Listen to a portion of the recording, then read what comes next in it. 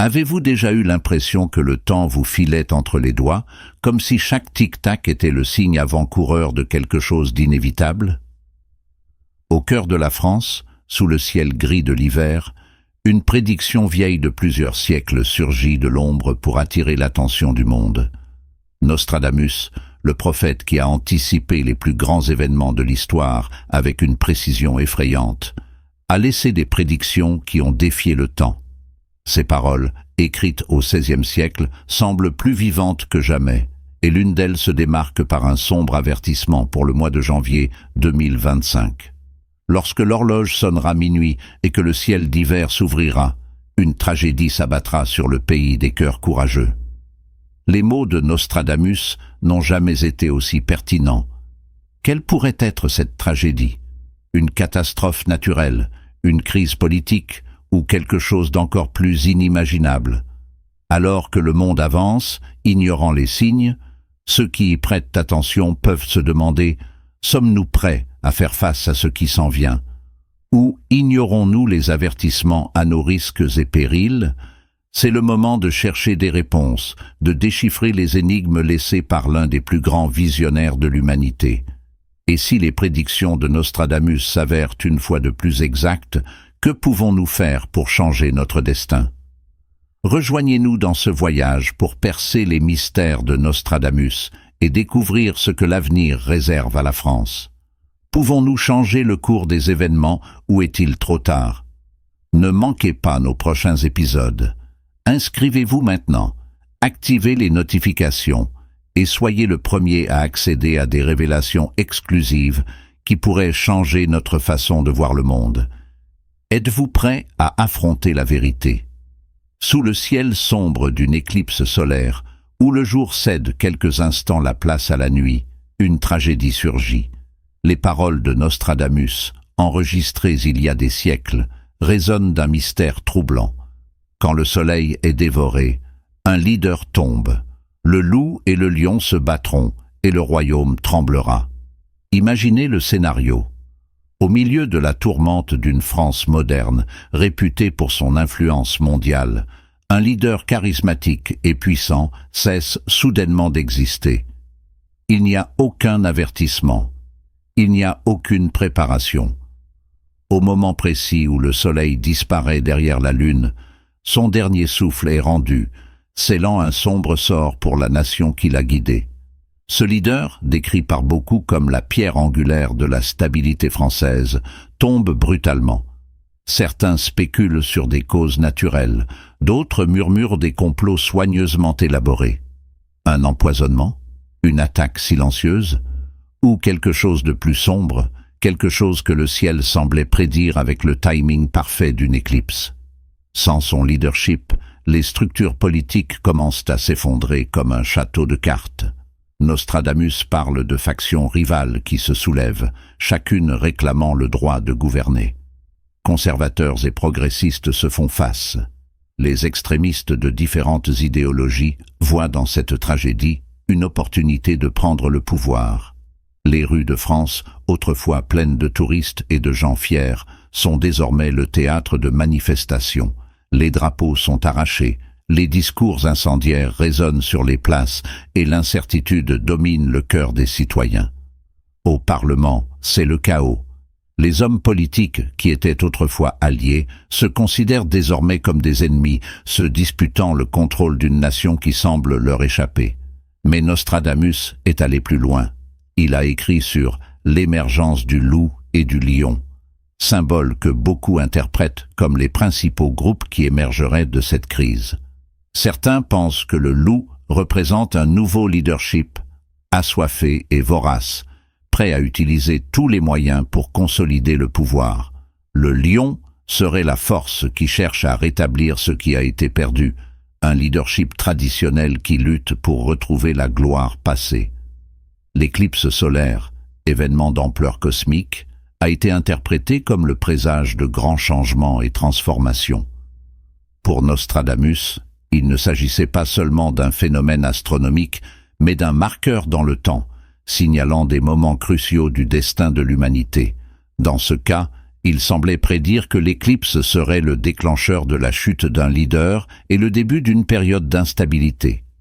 Selon ces mots, le roi sera vaincu sous le voile obscur et le sol de son royaume sera souillé par le conflit de ses fils. La mort du leader n'est pas seulement un événement isolé. C'est le déclencheur d'une crise profonde qui divise le pays et menace sa position dans le monde. Quand les eaux du grand fleuve quitteront son lit, la ville de la splendeur sera remplie de désolation. La peste s'abattra sur ceux qui se promènent dans ses palais. Les paroles énigmatiques de Nostradamus, cachées au cours de ces siècles, semblent trouver un écho dans un événement terrifiant. Paris, la ville lumière, se réveille avec les premiers rayons de la nouvelle année. Il y a un léger brouillard sur la Seine, et l'air dégage une étrange odeur d'humidité et d'anticipation. Ces dernières semaines, des pluies incessantes sont tombées sur le bassin fluvial, mais personne ne pouvait prédire ce qui allait arriver. À mesure que le temps passe, la force de la Seine se réveille. Le fleuve, qui fut pendant des siècles le cœur battant de la ville, déborde avec une violence presque surnaturelle. Ses eaux, autrefois sereines, coulent désormais comme une bête indomptée, détruisant les murs, inondant les rues et engloutissant tout sur son passage. Le bruit de l'eau déchaînée domine Paris. Les anciennes rues de pierre où se promenaient artistes, poètes et touristes deviennent méconnaissables, recouvertes d'un flux trouble et vorace. À Montmartre, les rues menant à la basilique du Sacré-Cœur se transforment en rivières tumultueuses. À Notre-Dame, les eaux menacent d'atteindre la cathédrale, tandis que les habitants regardent, impuissants, l'avancée de la Seine. Le chaos prend vite le dessus. Les voitures sont traînées comme des jouets, les vitrines des magasins sont brisées, et les magasins qui ont résisté à l'épreuve du temps sont envahis par l'eau. En quelques minutes, des quartiers entiers se transforment en lacs, les habitants des îles cherchant refuge dans les étages supérieurs de leurs maisons ou sur des toits précaires. Les services d'urgence combattent l'impossible. Des hélicoptères ont traversé le ciel gris pour secourir les personnes coincées au milieu de la destruction. Des bateaux de fortune naviguent dans les rues désormais méconnaissables à la recherche de survivants. Mais les eaux ne s'arrêtent pas.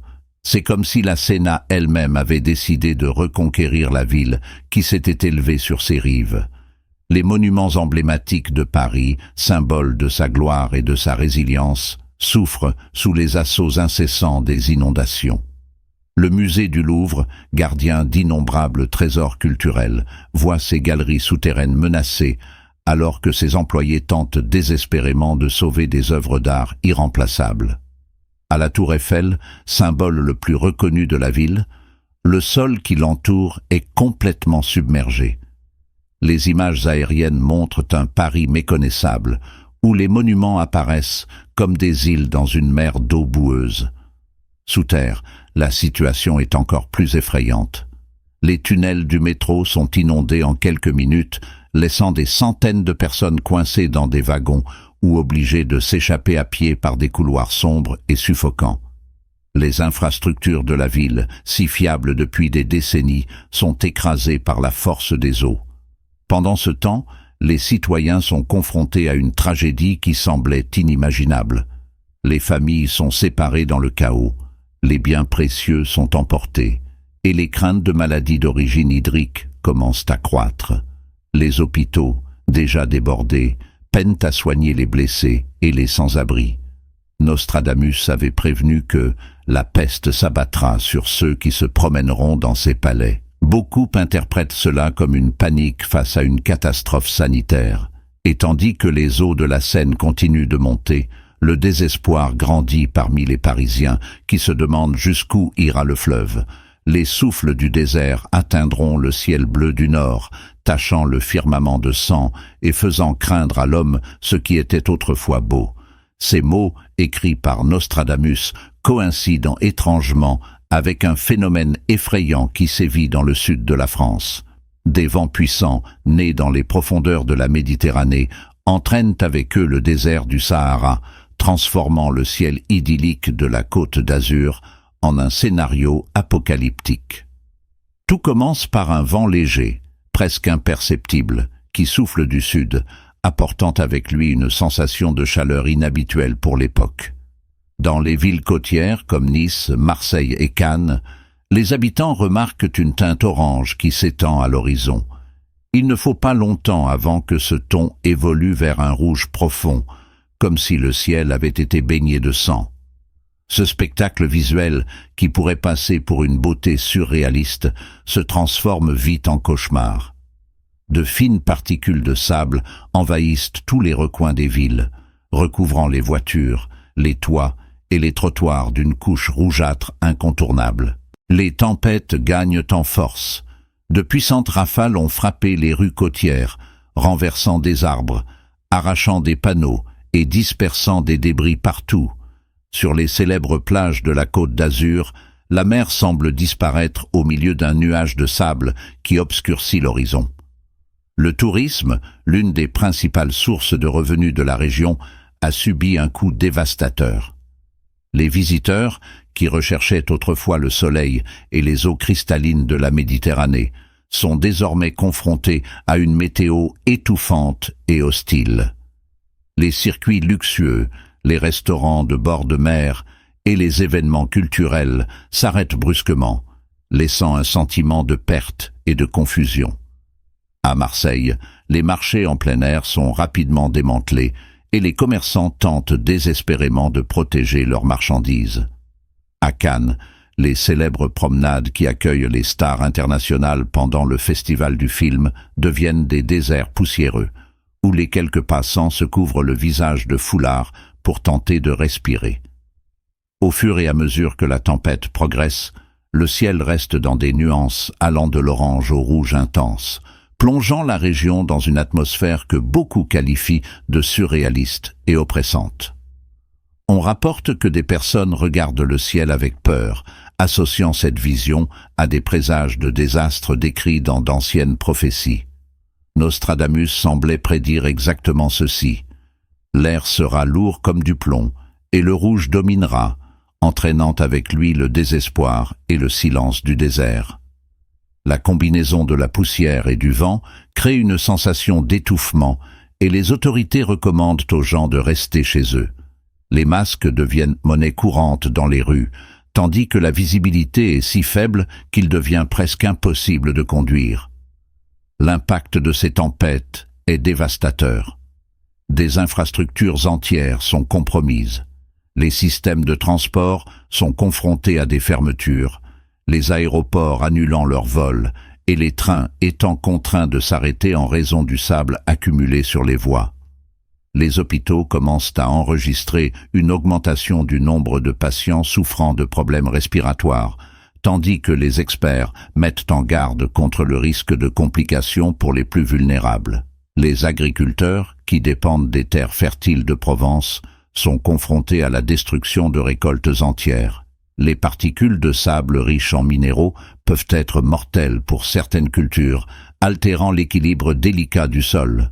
Beaucoup se retrouvent au bord de la ruine économique alors qu'ils regardent vers le ciel et se demandent combien de temps durera la tempête.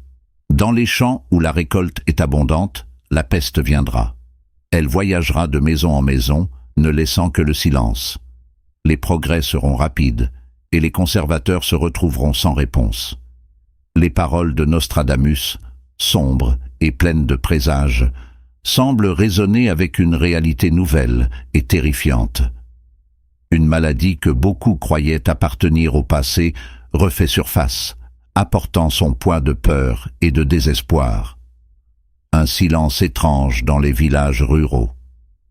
Dans les régions bucoliques de France, où l'air est habituellement pur et les routines suivent le rythme des saisons, une agitation commence à grandir.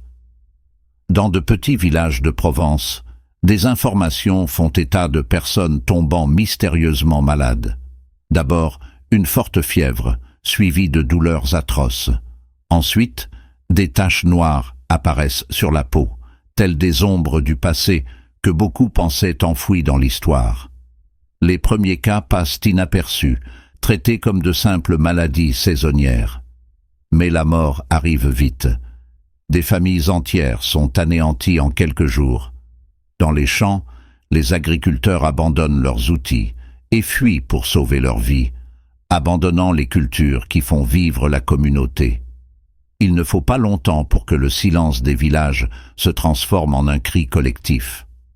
Les médecins locaux, sans réponse claire, rapportent que la maladie ne respecte pas les gestes barrières. Elle se propage rapidement, infectant même ceux qui vivent isolés dans des fermes isolées. Nostradamus semblait l'avoir prédit lorsqu'il disait « L'eau et le vent emporteront la peste, et elle se frayera un chemin jusque dans les endroits les plus cachés. » Les autorités, incapables de contenir la propagation, ont mis des régions entières en quarantaine, mais la panique s'est déjà installée. Les routes rurales, autrefois calmes, deviennent des scènes d'évasion. Les gens abandonnent leurs maisons, emportant peu de biens, pour tenter d'échapper à ce qu'ils croient être un jugement divin. Les rares qui restent, piégés par la peur ou par l'espoir que la maladie ne les atteint pas, voient leur village devenir des villes fantômes. La modernité semblait avoir gagné les batailles contre des épidémies dévastatrices, mais le retour de la peste met en échec des siècles de progrès médicaux. Les scientifiques identifient la bactérie responsable, Yersinia pestis, le même agent de la peste noire qui, au XIVe siècle, décima des millions de personnes en Europe. Cette fois, cependant, la bactérie semble avoir évolué. La résistance aux antibiotiques modernes fait du traitement une course contre la montre. Les hôpitaux ruraux, déjà surchargés, s'effondrent. Les médecins et les infirmières sont infectés en nombre alarmant, laissant les patients sans soins. Dans les villes voisines, la nouvelle de la peste provoque des vagues de panique. Les familles s'approvisionnent, les touristes annulent leurs voyages et les autorités installent des points de contrôle pour empêcher les gens d'entrer dans les zones touchées. Mais la peur est difficile à contenir.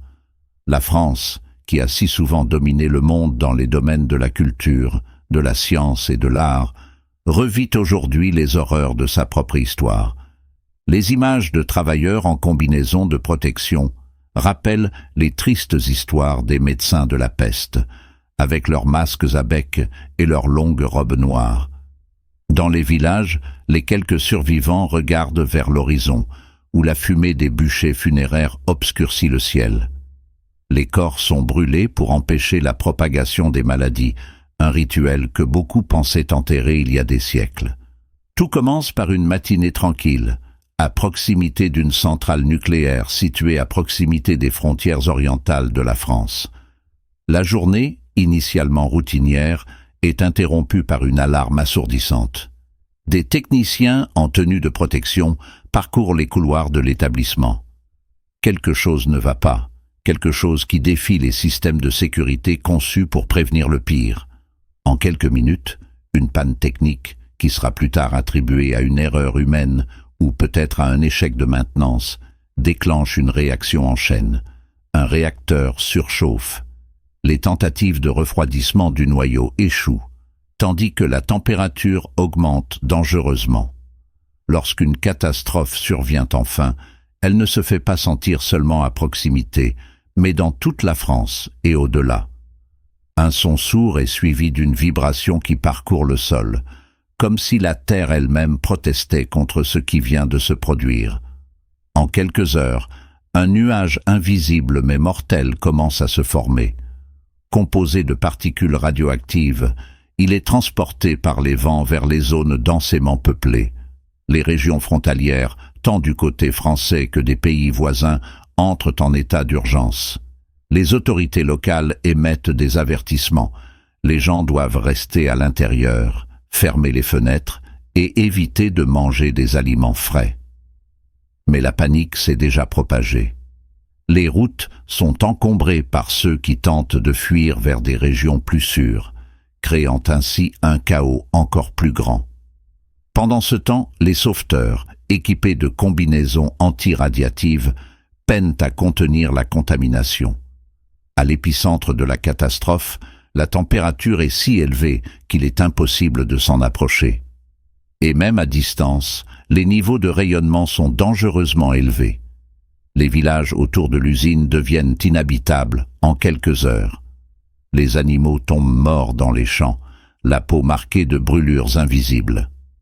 Les rivières voisines, qui soutenaient autrefois la vie locale, deviennent des sources de contamination, évacuant les radiations. Dans les hôpitaux, les premiers cas de syndrome d'irradiation aiguë commencent à apparaître. Les patients arrivent avec des symptômes tels que des nausées, des étourdissements et de mystérieuses brûlures.